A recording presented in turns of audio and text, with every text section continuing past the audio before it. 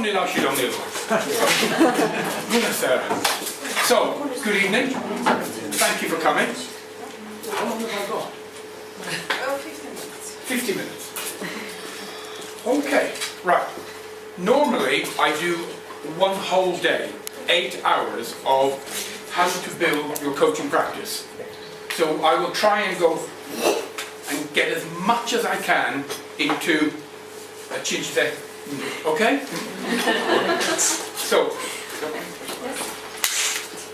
So what do we know about coaching? How many coaches do we have? Coaches, student coaches, people wanting to build their business? Ah, perfect. What do we know about coaching today?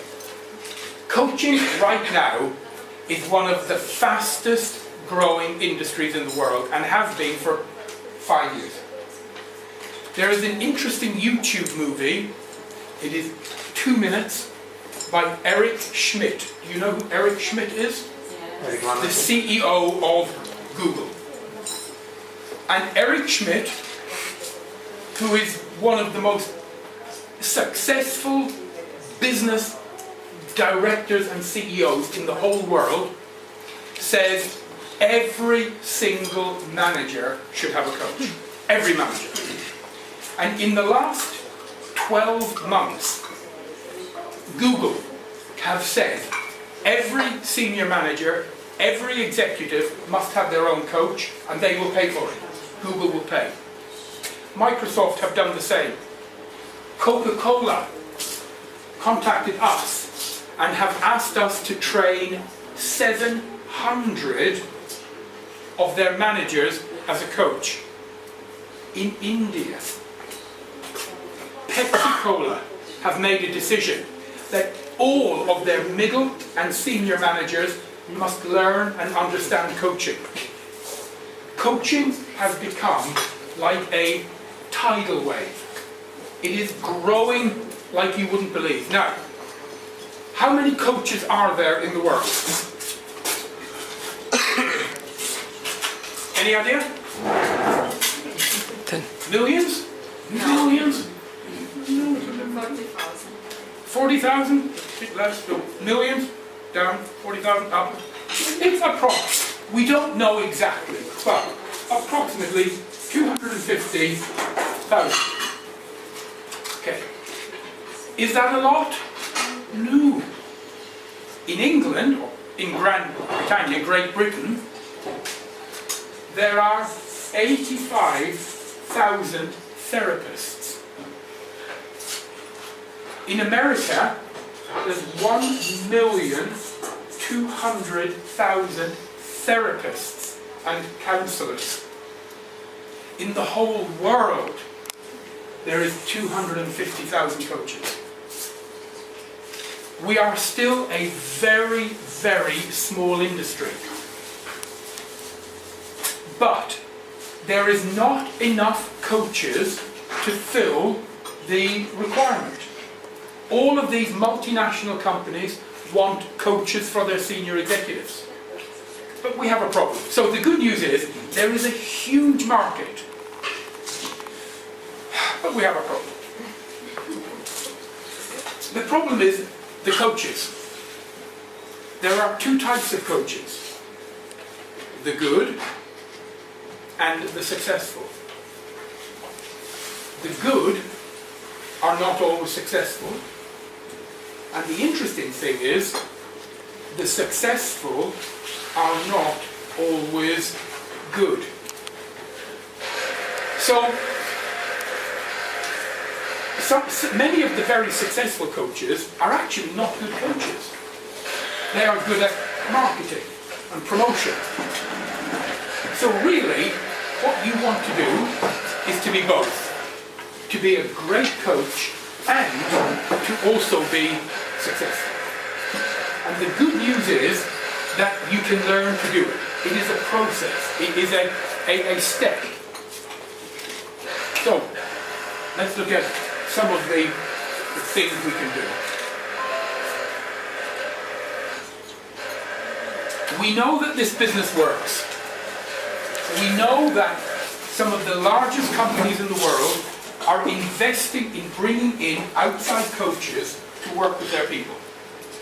And they are doing it because we have figures now.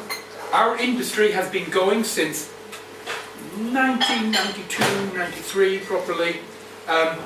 We have been going nearly 25 years. We have figures, ROI, return on investments.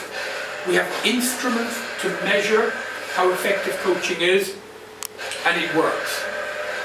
The average return on investment is now between 550% and 730% ROI. That's good. You do not get the same ROI from training. And the problem with training, you give someone training and their skill, their knowledge, their ability goes up and then goes over time like that. So you have to keep training them, keep doing it. It's a lot of money. It has been shown with coaching, someone's effectiveness will rise, go up, and then it drops a little bit, but not just a little bit, and then stays like that. So it's very effective. So what do you need to do? One of the problems is coaches, we are a very caring industry, and we attract people who are very lovely, very gentle, very caring. And they are not always good at going out and getting their own clients. Would you agree? Yes. Yeah. You know, they don't have the eye of the tiger and that sort of thing. So, and they also get worried, they get nervous, you know, in here when they think of doing executive coaching or coaching with top managers in companies. They get, ooh.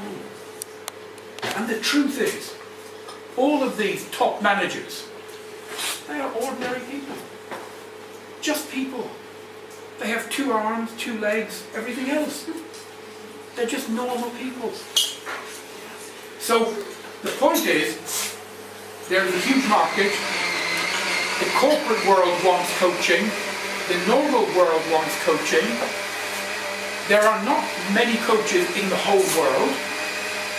And the business works. The only question is, do you? Now you can learn how to build your coaching practice. So very quickly, I'm going to do 2 different bits. The first bit is logistics, the tools. What do you need? Now, you need to have all of these. It is no longer it's not a discussion. You must have visit cards, business cards. Deche. Because you are going to meet people. And you are going to network. You will go to meetings and they will say, oh, lovely to meet you. Can I have your card? And here is mine. And you must have a card. It is no longer acceptable to say, oh, you know, I forgot my card. So I haven't got any printed yet, but I will do that soon. That's not acceptable. You need to say, of course, reach in, there's my card. You need to decide for yourself, before any of this, before that, there is a step. And the step is, what is your business called? You need a name. A name. Right? Now, there is no right, there is no wrong answer. Now, you can always change later, but it takes money if you've created websites and visit cards. And take your time right at the beginning to choose it. Now you have 3 choices. When it comes to name, you can choose a description, what you do, you know, strategic coaching, breakthrough coaching, something like that. You can descriptive name. Or you can have your name.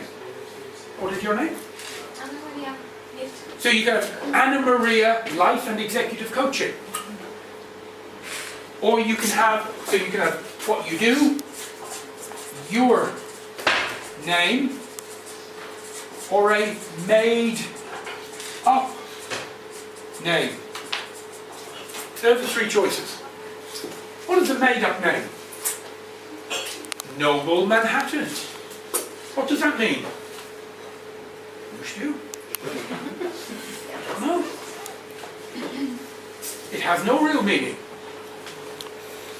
Chase Longman. It sounds professional, but it is a made-up name. But you need to choose. There is no right, there is no wrong. They're all correct. I have done both. In my business, I have gone for Noble Manhattan. In my personal, I've gone for my personal name. You then need to choose the look, the feel, the colour of your business. You will notice me, what about it? I have gone for blue. It doesn't show up very clearly, shows better here, but it's different shades of blue. So you need to know what market are you going for? Are you going to have red and black? Or pastel, you know, magnolia? Who is your market? Is your market chief executives, middle managers? Is it life coaching? Are you going to niche? Are you going to be a relationship coach, health coach, wealth coach, career coach, divorce coach, wedding coach? All of that is fine. But if you were going to be an executive coach, maybe you would not choose Magnolia. You understand? Maybe. So you need to make these decisions right at the beginning. The look, the name, the feel, the structure of your business. And then design your cards.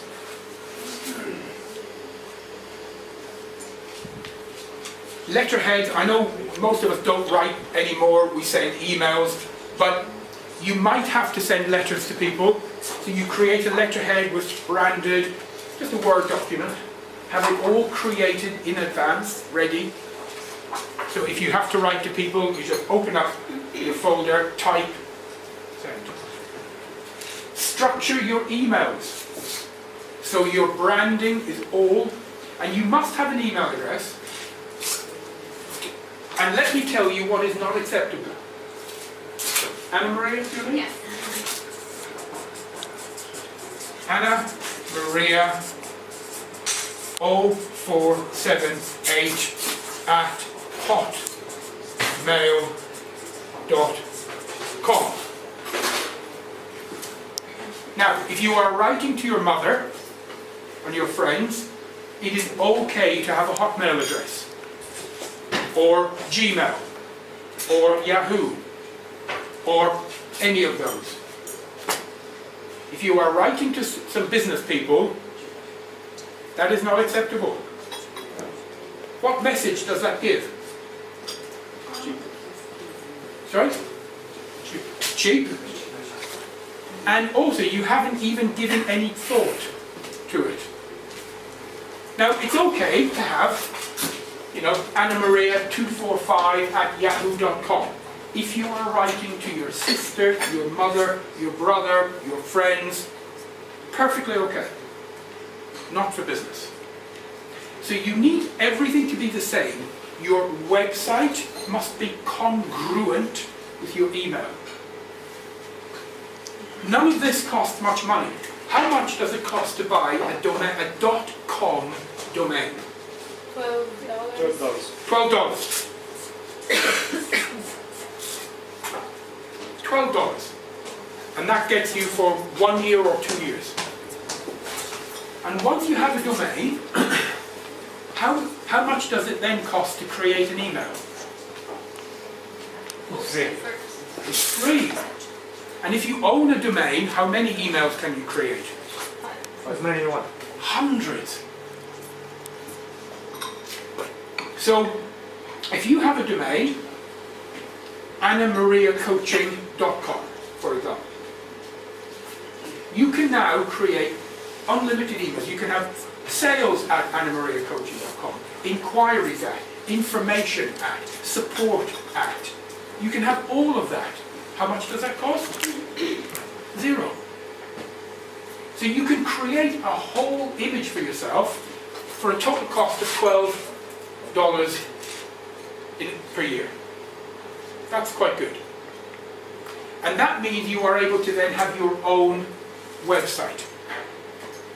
When I did this talk 8 years ago, 9 years ago, I used to say, well, a website is, yeah, maybe. Not now. It is no longer negotiable. You must have a website. As soon as you start marketing, and you talk to anyone by email, or what will they do? They will stalk you. You know what I mean by stalk you? They will search you on the internet. They will look for your Facebook page, they will look you up on LinkedIn, and they will look for your website. And it all must be the same. The same message. How many of you have a Facebook page? Yeah? Okay, good. But how many of you have your friends on your Facebook page? Okay, not good. You need a second Facebook page. Your mother and your friends do not want to see your business postings, and your business contacts do not want to see your pet cat and going out with your mother and your friends for in, you know, Aristotle Park or something. They don't want. So you have the two separate. Facebook page for your family, your friends, and a completely separate one for business. How many of you are on LinkedIn? Okay, how many are not on LinkedIn? Get on LinkedIn. How much is it? Free. How much is it to set up a Facebook account? Free. So the first thing you do is set your foundation. Your business name, colour, look, feel.